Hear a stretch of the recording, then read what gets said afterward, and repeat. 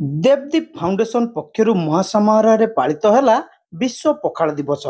2011 मसीह खाद्य प्रेमी उत्साह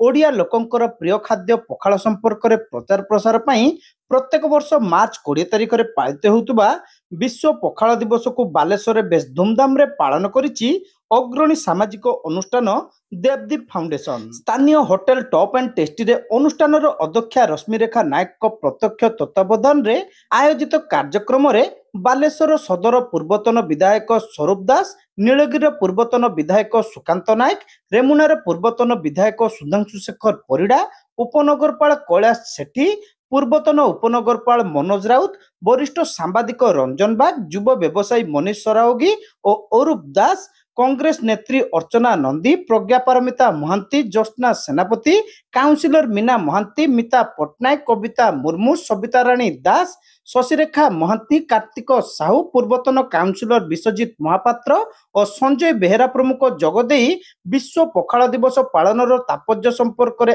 आलोचना करथिले। अनुष्ठान सभापति धीरेन नायक कार्यक्रम में पौरोहित करने सहित देवदीप फाउंडेशन पक्षर पखाल दिवस पालन आभिमुख्य संपर्क में आलोकपात करथिले।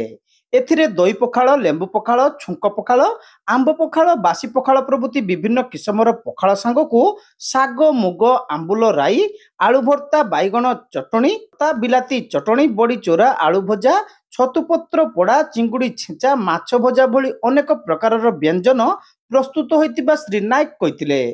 पखाल काहापाई संजीवनी तो आउ काहापाई गोटे दिवस लगातार 3 वर्ष धरी एई दिवस पालन करी अनेक खुशी लागुची बोली सभापति श्री नायक प्रकाश करथिले। एटा होची हमर 3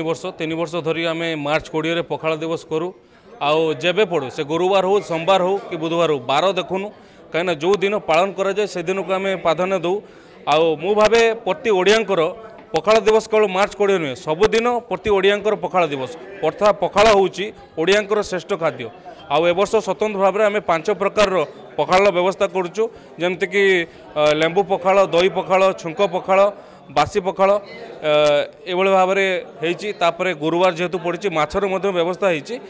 जो भाव में साधा पखापाखि 12-14 प्रकार साधार आइटम आम जो मैंने मिसंती प्रतिदिन आम जो मिसू सांग साथी प्रियजन से नहीं पालन करूँ। ए उद्देश्य हूँ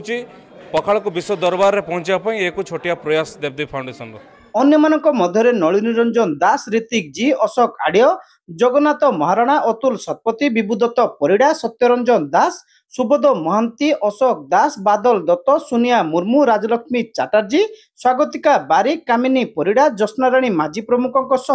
सहर बहु मान्यगण्य व्यक्ति जगदे सामूहिक पखाल सेवन मजा नहीं।